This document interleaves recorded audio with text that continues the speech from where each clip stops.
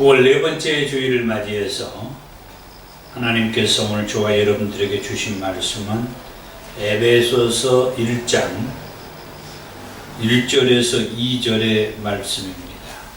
하나님의 뜻으로 말미암아 그리스도 예수의 사도된 바울은 에베소에 있는 성도들과 그리스도 예수 안에 있는 신실한 자들에게 편지하노니 하나님 우리 아버지와 주 예수 그리스도로부터 은혜와 평강이 너희에게 있을지어다. 아멘. 바울의 옥중서신 중에서 두 번째로 에베소서의 말씀을 통해서 함께 은혜를 받기 원합니다. 에베소서는 6장으로 기록이 되었습니다. 이런 에베소서는 오늘 읽은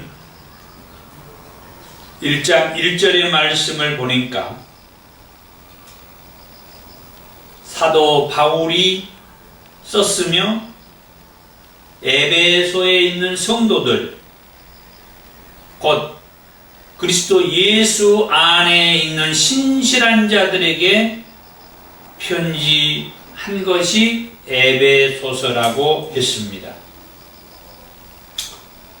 그러니까 사도 바울이 에베소에 있는 성도들에게 쓴 편지가 에베소서라고 하는 말씀입니다.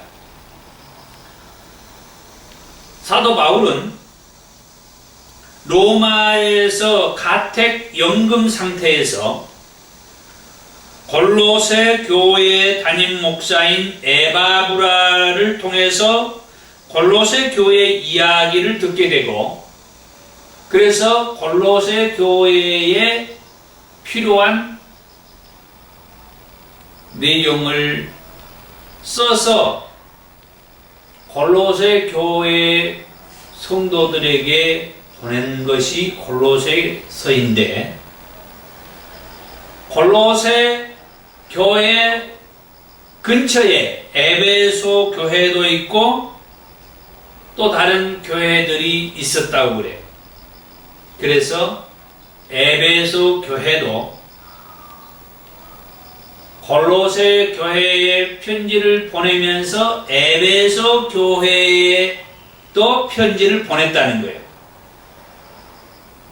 제가 정확하게는 알지 못하겠습니다만은 제가 자료들을 찾아보고 하는 가운데에서는 에베소 교회에 대한 이야기를 사도 바울이 듣지를 못했어요.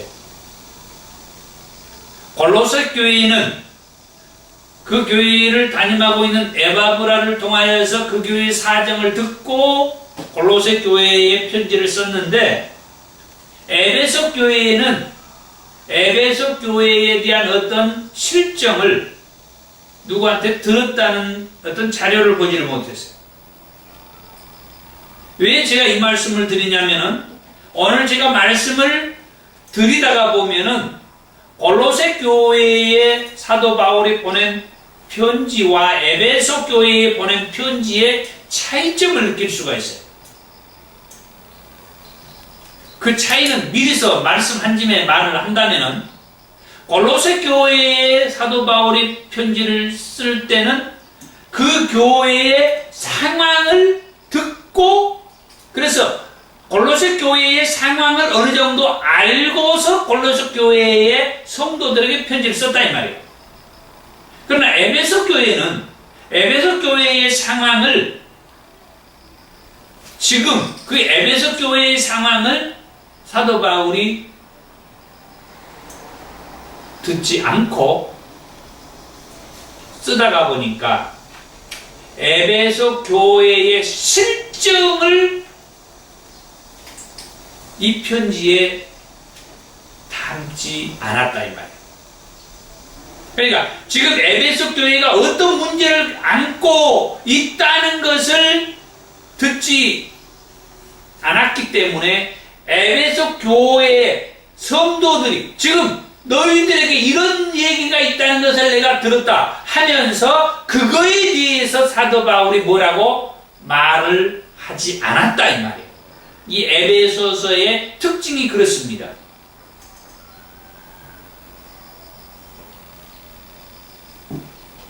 그리고 골로새서도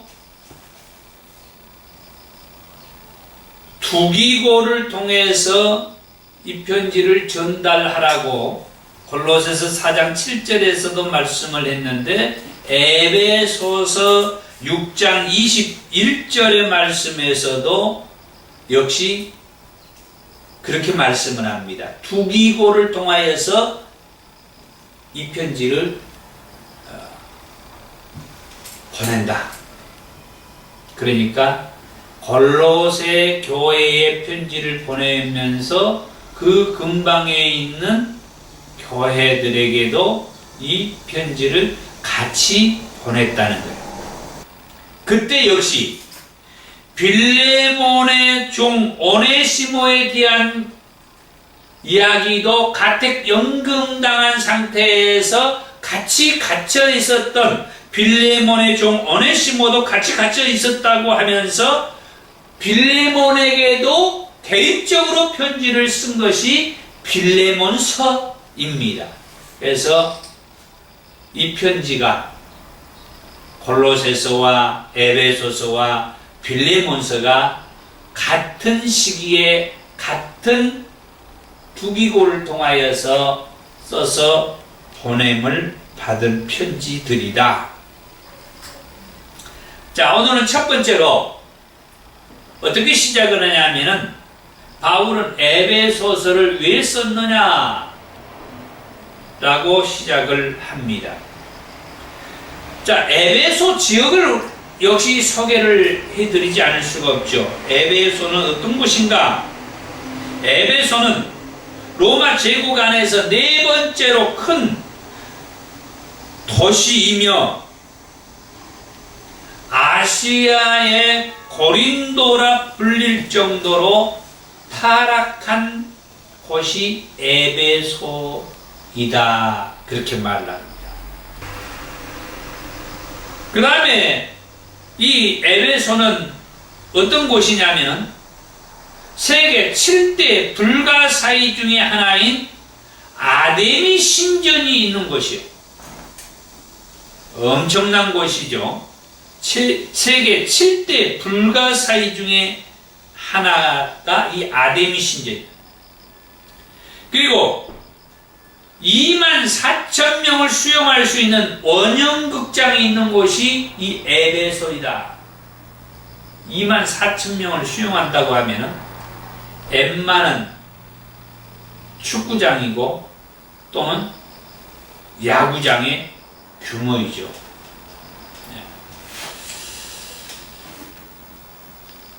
바울은 2차 전도 여행을 할 때에 에베소에서 2년 동안 머물렀다라고 하는 말씀을 보게 됩니다.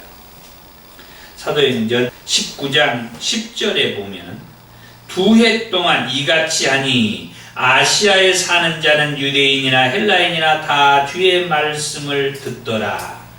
자, 그 2해 동안 그렇게 했다라고 말하는데 그 19장의 모든 내용이 에베소에서 있었던 말씀이요. 19장 1절에 아볼로가 고린도에 있을 때에 바울이 이 지방으로 다녀 에베소에 와서, 이 19장 전체가 이 에베소에서 있었던 말씀인데 그 10절에 보니까 2해 동안 이같이 했다. 2년 동안 그 에베소에 있으면서 했던 말씀이에요.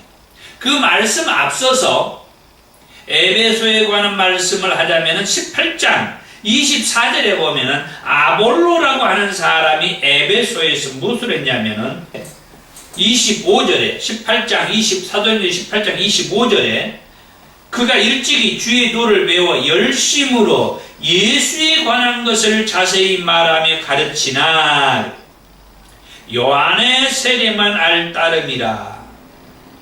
이 아볼로가 성경에 아주 능한 사람이라고 그렇게 말을 하는데, 이 아볼로가 에베소에서 예수에 관한 것을 가르쳤다. 그러나 그 다음 말씀이 갑자기 내용이 바뀌어가지고 요한의 세례만 알 따름이라. 그래가지고 19장에 와가지고 에베소에 온 사도 바울이 이제 19장 2절에서 그렇게 말합니다. 너희가 믿을 때에 성령을 받았느냐? 그렇게 물어요. 그러니까 말합니다. 아니요, 우리는 성령이 계심도 듣지 못했습니다. 그러니까 아볼로가 성령이 아주 능한 사람이었는데 예수에 관한 말씀만 가르치고 성령에 관해서는 말하지 않았다는 얘기죠. 그런데 성령이 있음도 듣지 못했다. 그러자 19장 3절에 바울이 그러면 너희가 무슨 세례를 받았느냐? 그러니까 아까 읽었던 18장 25절에 요한의 세례만 알 따름이라 했다. 요한의 세례만 받았습니다. 물 세례만 받았습니다. 그래서 계속해서 19장 4절에 보니까 바울이 이제 요한의 회개의 세례를 베풀며 백성에게 말하되 내 뒤에 오시는 이를 믿으라. 세례 요한이 그런 말 했잖아요. 그렇게 했으니 이는 예수를 가리킴이라. 그래서 이제 사도 바울이 그들에게 예수의 이름으로 세례를 받으라고 하면서 안수를 했더니 6절에 성령이 그들에게 임하며 방언도 하고 예언도 하니 모두 12사람쯤 되었다. 드디어 에베소에서 이 에베소 교회 성도들 가운데 12사람이 성령 세례를 받은, 그전에는 요한의 세례, 물세례를 받았는데 이 12사람이 성령 세례를 받는 그런 말씀이 이 19장에 나와요.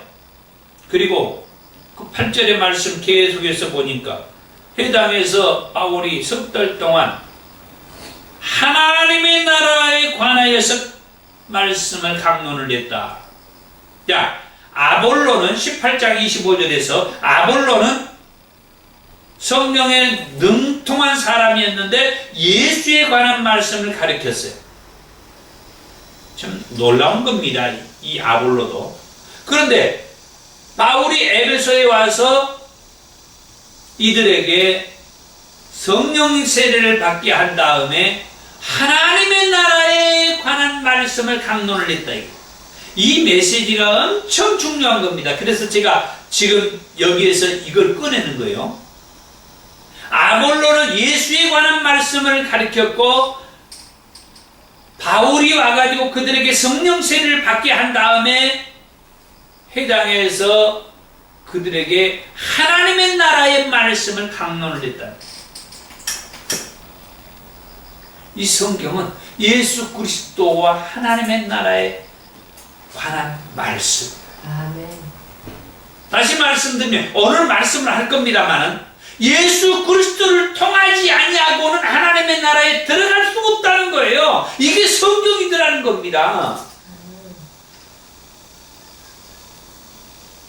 그러니까 에베소 교회에서 아볼로가 예수 그리스도에 관하여서 다 말씀해 준 것을 나중에 사도 바울이 와가지고 하나님의 나라의 말씀을 하면서 그들이 예수 그리스도를 통하지 아니하고 하나님의 나라에 들어갈 수 없다라고 하는 말씀을 쫙 풀어준 거예요. 그 말씀을 성경에서 가장 오래 살았다는 사도 요한이 요한복음에서 또 얘기를 해줍니다.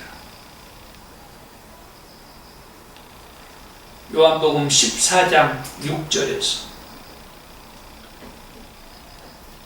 내가 길이요 진리요 생명이니 나로 말미암지 않고는 아버지께로 올 자가 없다. 아멘. 이 성경이 얼마나 멋있는 말씀인지 제가 이제 발견한 거예요. 성경이 이렇게 다 연결이 되어 있더라는 거예요. 성경에서 가장 인생을 오래 살았다는 사람이 사도 요한이요. 그동안의 모든 말씀들을 정리해서 기록을 해놓은 것을 보니까 바로 그 말씀이었더라고요. 예수님의 말씀, 예수님을 통하지 아니하고는 하나님의 나라에 들어갈 수 없다는 말씀. 그걸 간단하게 짧게 요한복음 14장 6절에서 내가 길이요 진리요 생명이니 나로 말미암지 않고는 아버지께로 올 자가 없다. 예수를 통하여서 하나님의 나라에 들어간다는 거예요. 그래서 예수 그리스도에 관하여서 말씀을 하고 하나님의 나라에 관한 말씀을 에베소 교회 성도들에게 해주었다라고 하는 말씀. 그럼에도 불구하고 사도행전 19장 9절의 말씀에 보니까 어떤 사람들은 마음이 굳어서 순종하지 않고 무리 앞에서 이 도를 비방하거늘 사도 바울이 그들을 떠나서 두란노에서 날마다 강론을 하는데 2년 동안 강론을 했다 하는 말씀이 그 말씀. 자, 어쩔 수 없이 제가 시간이 없으니까 이하 생략하고 넘어가겠습니다. 그렇게 한 다음에 이 에베소가 또 어떤 곳이냐면 21절부터 21절부터 23절 그 이후의 말씀에 보면은 물론 그 앞에 말씀에도 나와 있습니다만 이 에베소가 아데미 신전이라고 엄청난 그 신전이 아까 있다고 그랬죠. 세계 7대 불가사의 중에 하나라고 말씀하면서 그만큼 이 에베소가 뭔 곳이냐? 우상 숭배가 만연한 곳이다 이게. 물론 저번에 골로새도 얘기했고 또 데살로니가에서도 얘기했고 고린도도 얘기했고 갈라디아도 얘기했고 이 초대교회는 모든 곳에 이 우상 숭배가 있었어요. 물론 구약은 더 심했었죠. 그런데 이 에베소가 그 가운데서도 더 심한 지역이었다라고 하는 것을 지금 말씀하고 싶은 거예요. 그러다 보니까 이 에베소의 이 우상 숭배하는 그런 사람들이 귀신이 들려가지고 그들로 인하여서 돈벌이를 하는 사람들이 많았어요. 그러니까 24절의 말씀에 보면은 데메드리오라 하는 어떤 은장색이 은으로 아데미의 신상 모형을 만들어 직공들에게 적지 않는 벌이를 하게 했다. 아까 7대 불가사의 중에 하나인 아데미 신전이 있었는데 그 신전도 신전이지만은 이 도공들이 이 아데미 신상의 모형을 만들어 가지고 돈벌이를 했다는 게. 그런데 그런 일로 인하여서 사도 바울이 이 에베소를 개혁을 시키고 번역을 시키니까 이 돈벌이한 일들이 줄어든 거예요. 그건 다른 말로 말하자면 그만큼 우상을 숭배했던 사람들이 예수 앞으로 돌아왔다는 얘기예요.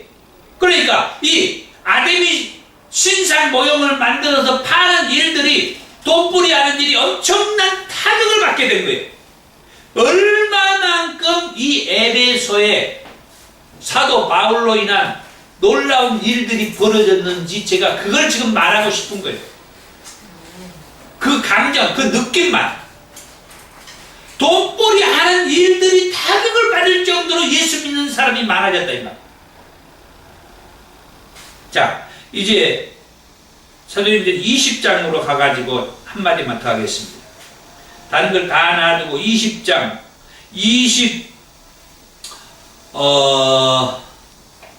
3절부터 25절의 말씀을 읽어드리면 오직 성령이 각 성에서 내게 증언하여 결박과 환난이 나를 기다린다 하시나 내가 달려갈 길과 주 예수께 받은 사명 곧 하나님의 은혜의 복음을 증언하는 일을 마치려 하면은 나의 생명을 조금도 귀한 것으로 여기지 아니하노라.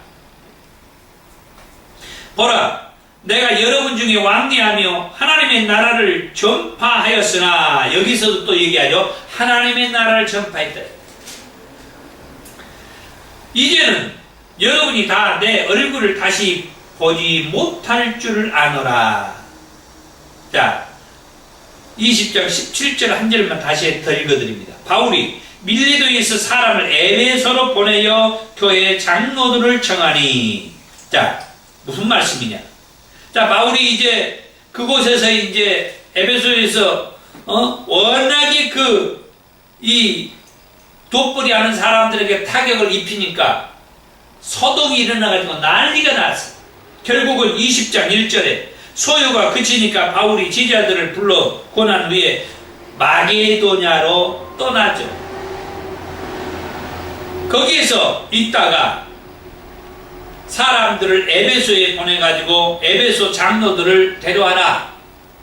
그래가지고 밀레도에서 지금 그 17절 이후에서 쭉 그 말씀들, 아까 읽어드렸던 23절에서 25절의 그 말씀을 에베소 장로들에게 쭉 해준 다음에 이제는 다시 보지 못하겠구나 하면서 눈물을 흘리면서 부둥켜 안고 에베소 교회 장로들과 완전히 작별을 하는 그런 말씀이 이 20장에 그리고 21장에 그런 말씀들이에요.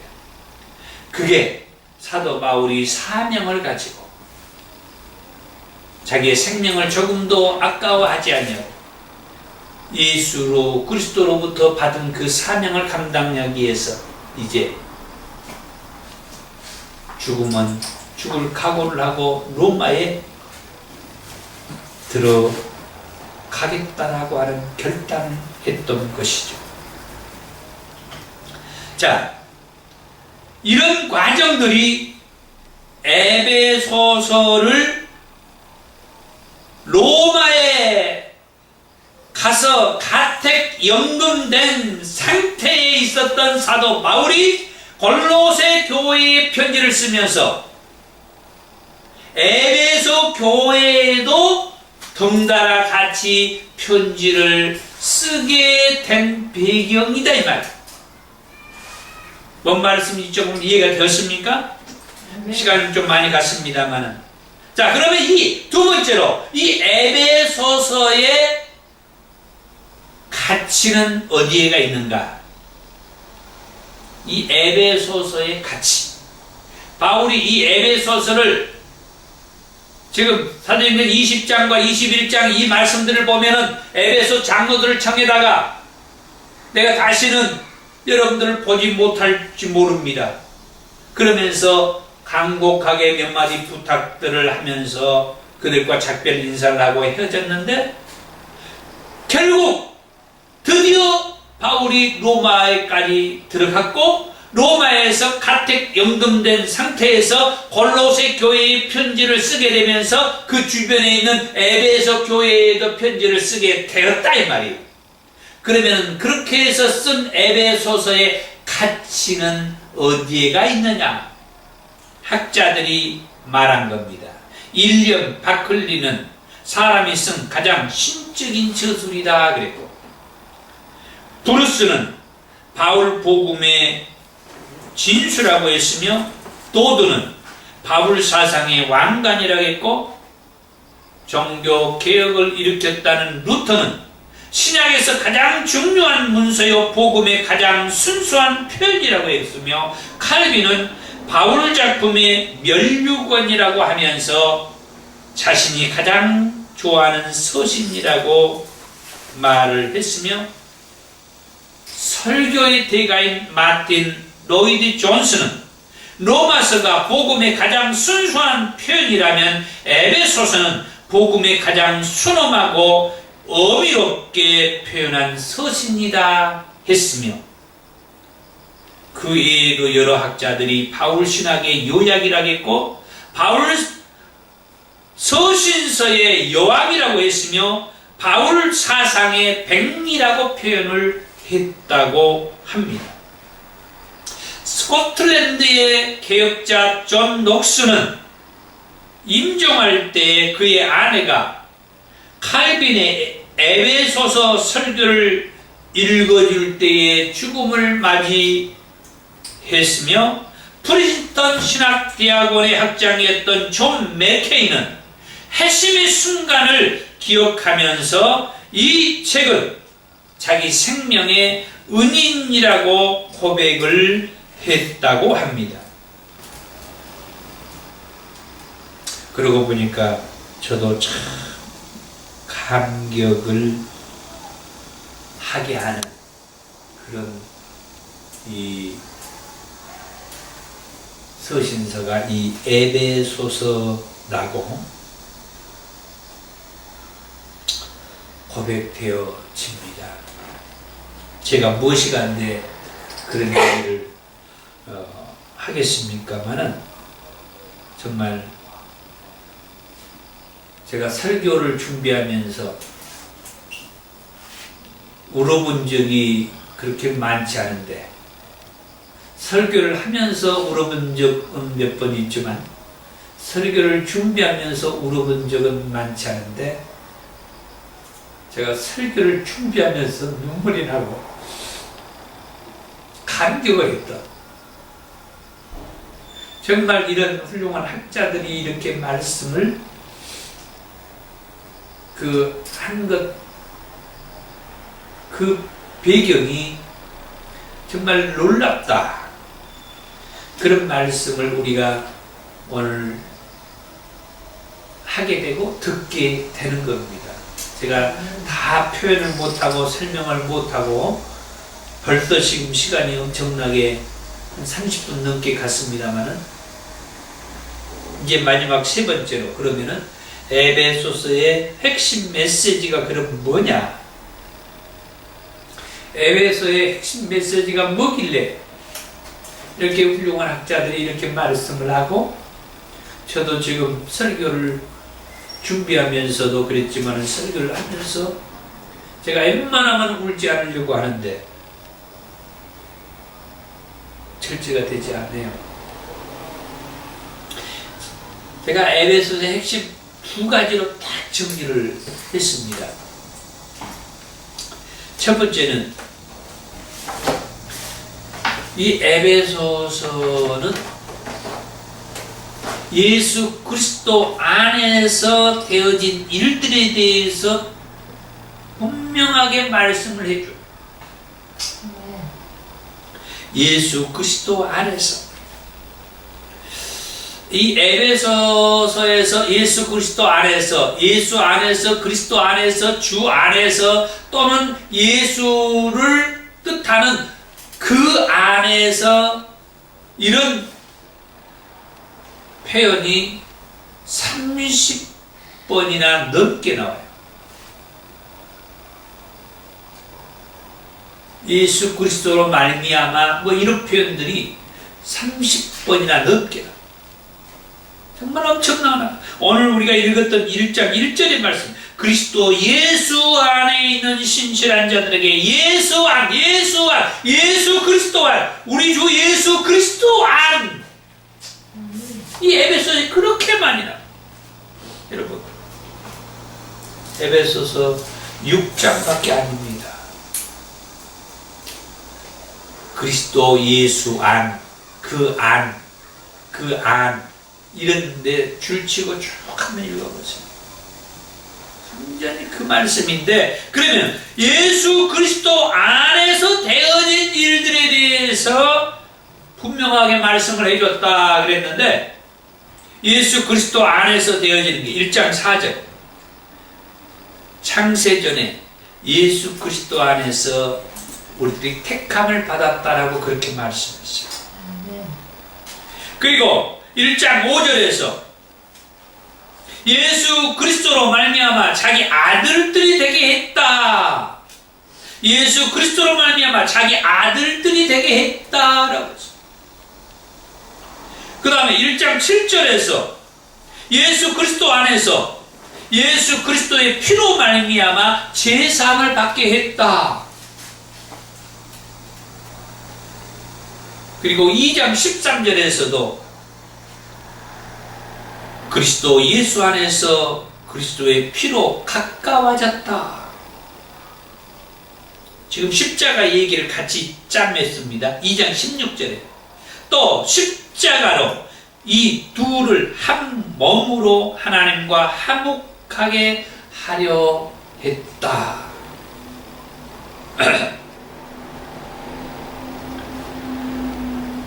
예수님의 그 십자가는 이렇게 이방인들 뿐만 아니라 우리 모든 자들을, 하나님으로부터 멀리 있었던 그런 모든 죄인들이 하나님과 하나가 되고 하나님과 화목하고, 하나님과 화목한다는 것이 하나가 된다는 거예요. 연합하게 되고 다 하나가 되는 거예요. 융합이 되는 거죠. 그리고 예수 그리스도 안에서 에베소서 1장 13절의 말씀에 보면 진리의 말씀 곧 구원의 복음을 듣고 그 안에서 또한 그 복음을 믿어서 약속의 성령으로 인치심을 받았다. 그리고 에베소서 3장 1절의 말씀에서 그리스도 예수의 일로 이방인들 이에서 바울은 갇힌 자가 되었으면 에베소 3장 6절에서 이 이방인들이 복음으로 말미암아 그리스도 예수 안에서 함께 상속자가 되고 함께 지체가 되고 함께 약속에 참여한 자가 됨이라. 아멘. 자, 핵심 메시지 첫 번째를 먼저 한번 정리를 해드릴게요. 예수 그리스도 안에서 창세 전부터 하나님이 우리를 택하신 바 되었다고 했어요. 예수 그리스도 안에서 하나님의 그 기쁘신 뜻대로 우리를 예정을 해서 자기 아들들이 되게 했다 이 말. 예수 그리스도 안에서 성량 곧 예수 그리스도의 피로 말미암아서 성량 곧 제사함을 받았다. 아멘. 예수 그리스도 안에서 그 십자가로 말미암아 하나님과 하나가 됐어. 아멘. 예수 그리스도 안에서 그 십자가로 말미암아 하나님 앞에 가까이 갈 수 있게 됐다. 사실은 우리가 예수 그리스도를 알기 전에는 에베소서 2장 3절의 말씀입니까? 그 말씀에 보면은 우리는 본질상 진노의 자녀였다.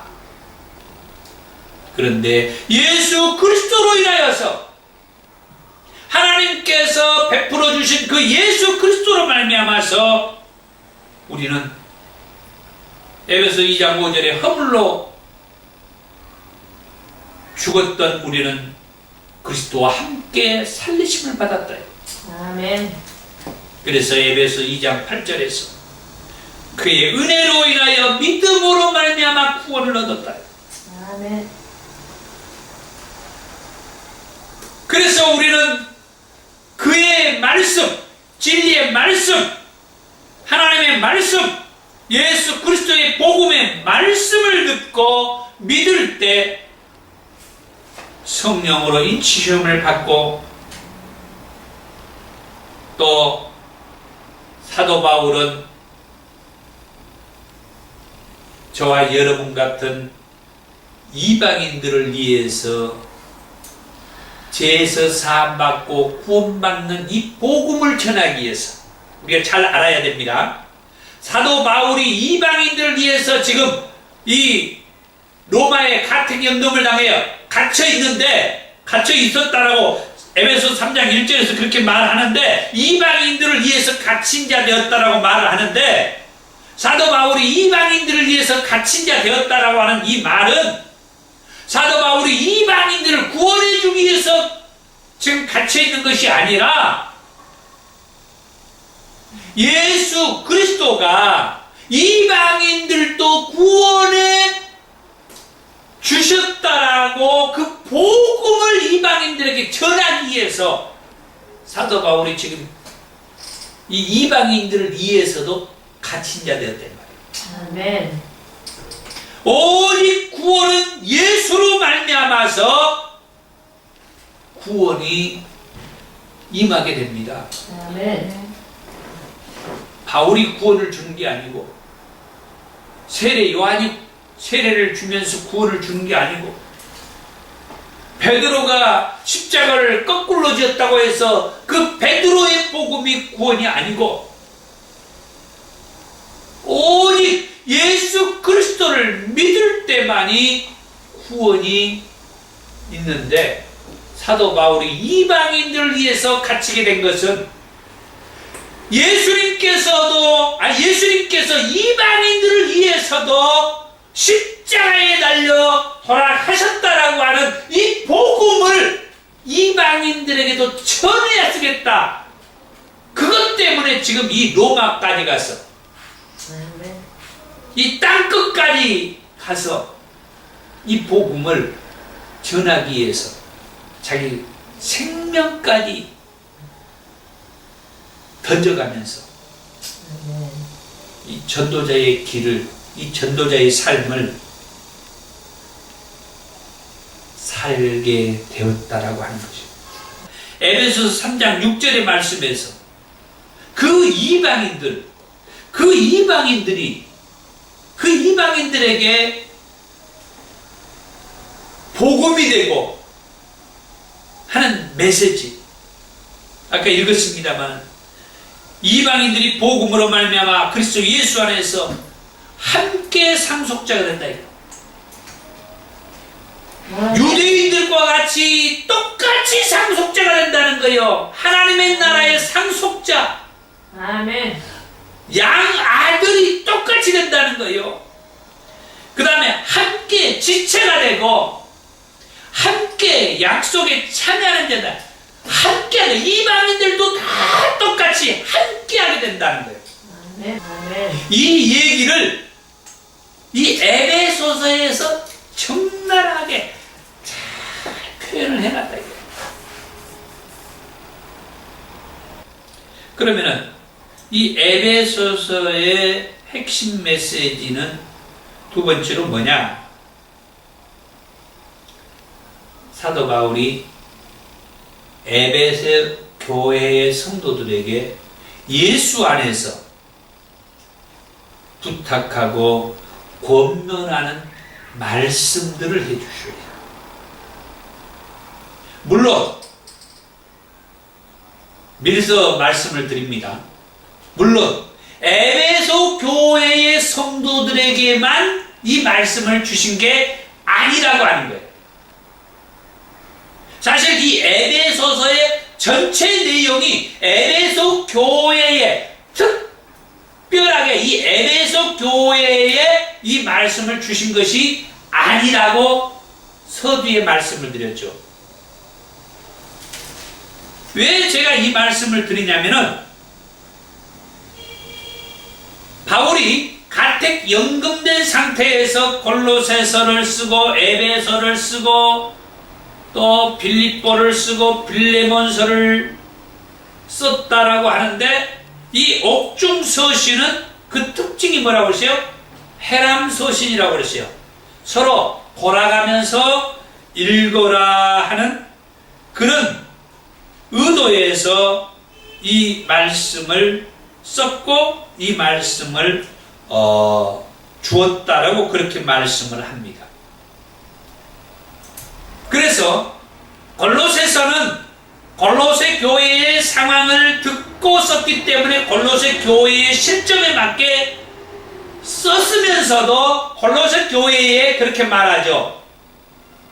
이 편지를 서로 돌아가면서 읽어라. 그럼 에베소 교회는 에베소 교회의 상황을 듣지 않고 썼다고 그랬어요. 그러면서 뭐 하라고요? 서로 돌려가면서 읽어라. 그러니까 골로새 교회에도 이 에베소 교회의 이야기가, 빌립보 교회에도, 또 빌레몬서는 교회가 아니죠. 빌레몬의 이야기예요. 그래서 서로 그 주변의 교회들이 돌아가면서 읽을 수 있도록 이 편지를 보냈다고 그랬어요. 그 얘기가 두 번째로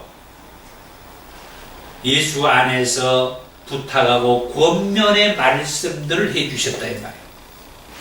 4장에서부터 6장에 있는 말씀입니다. 이 말씀들을 통하여서 여러 권면의 말씀들을 볼 수가 있어요. 먼저 4장 1절에서 3절의 말씀을 보면은, 그러므로 주 안에서 갇힌 내가 너희를 권하노니 권면하노니 이 말이에요. 너희가 부르심을 받은 일에 합당하게 행하여, 부르심을 받은 일이 뭐요? 아까 말씀했죠.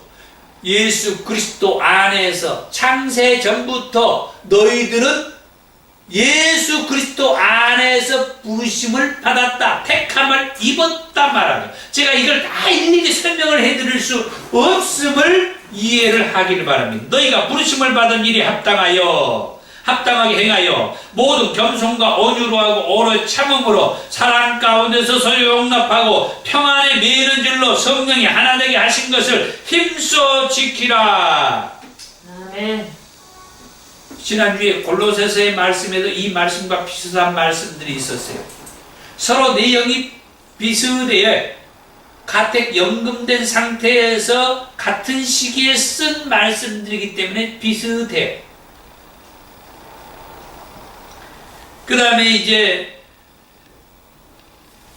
4장 11절에서 16절의 말씀에도 이제 권면의 말씀을 하고, 여기에서는 뭡니까? 그리스도의 장성한 분량까지 신앙이 자라기를 바라며, 또 14절에서는 사람의 속임수와 간사한 유혹에 빠져 온갖 교훈의 풍조에 밀려 요동하지 않도록, 흔들리지 않도록, 이단 사이비들의 그 미혹에 유혹에 흔들리지 않도록, 지난주에 골로새서에 뭐라고 말했어요? 예수의 뿌리를 박으라 했죠. 예수의 뿌리를 박으라. 여기에서도 그 말씀을 해주는 거예요. 예수의 뿌리를 박으라. 예수 그리스도의 깊이 뿌리를 내려. 아멘. 계속해서 그런 말씀들을 해줍니다. 에베소서 4장 22절에서 24절의 말씀에 보면은, 너희의 유혹의 욕심을 따라 썩어져가는 구습을 쫓는 옛사람을 벗어버리고 오직 너희의 심령이 새롭게 되어 하나님을 따라 의와 진리의 거룩함으로 지으심을 받은 새 사람을 입어라. 아멘. 부탁의 말씀, 권면의 말씀들을 사도 바울이 해주고 있습니다. 계속해서 말씀을 해주는데, 특별히 5장의 1절에 2절의 말씀에, 그러므로 사랑을 받는 자녀같이 너희는 하나님을 본받는 자가 되고 그리스도께서 너희를 사랑하신 것 같이 너희도 사랑 가운데 행하라. 아멘. 이렇게 또 말씀을 해주며, 그들의 행실에 대해서도 말씀을 해주죠. 3절에서 음행과 온갖 더러운 것과 탐욕은 너희 중에서 그 이름조차도 부르지 말라. 성도에게 마땅한 말이라. 성도는 이런 말조차도 그 입에서 안 한다 이 말이요. 꺼내지도 말아라 이거예요.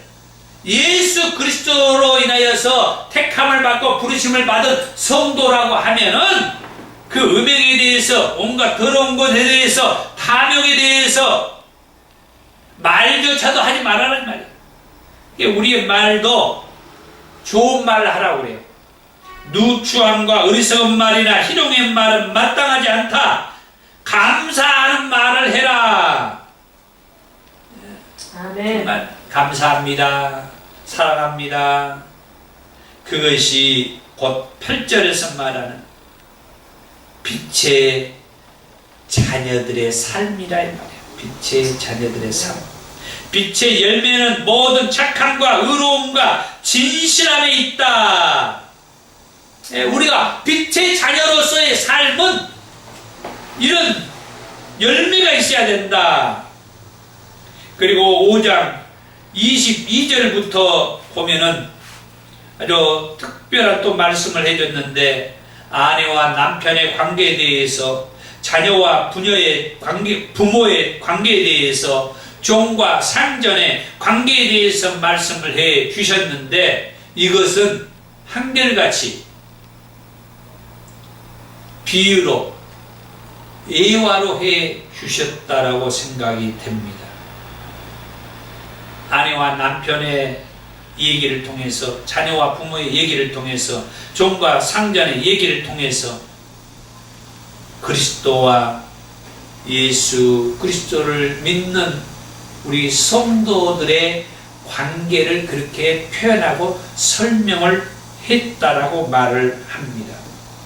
이제 마무리를 하면서 6장 10절에서 11절에 끝으로 너희가 주 안에서와 그 힘의 능력으로 강건하여지고 마귀의 관계를 능히 데려가기 위하여 하나님의 전신갑주를 입으라. 아멘. 하나님의 전신갑주를 입으라. 6장 13절에서 그러므로 하나님의 전신갑주를 취하라. 왜? 이는 악한 날에 너희가 능히 대적하고 모든 일을 행한 후에 바로 서기 이함이라. 그러면서 그 전신갑주에 대해서 말씀했죠. 14절에 서서 진리로 너희 허리띠를 띠고 의의 허심경을 붙이고 평안의 복음에 준비한 것으로 신을 신고 모든 것 위에 믿음의 방패를 가지고 이로써 너희 악한 자의 모든 불화살을 소멸하고 구원의 투구와 성령의 검 곧 하나님의 말씀을 가지라. 아멘. 중요한 것은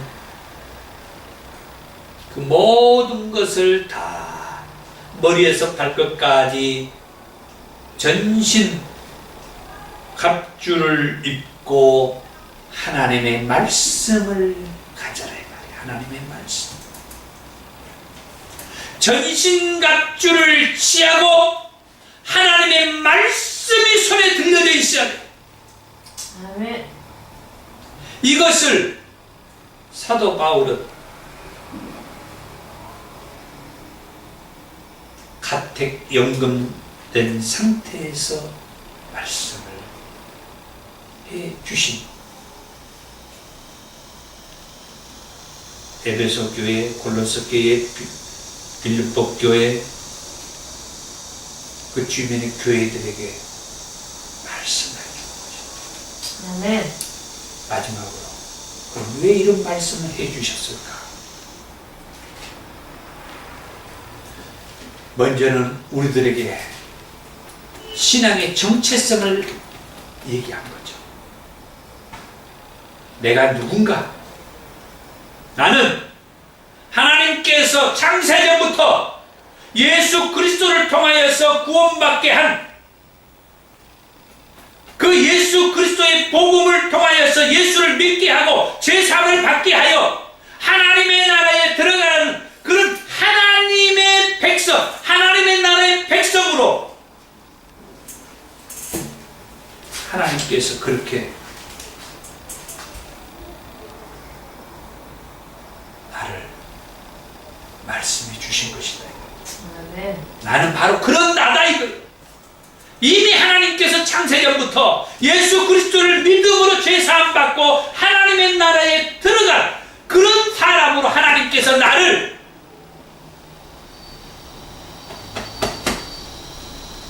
이렇게 해놨다 이거예요. 그런 내가 이 땅에서 사는 동안에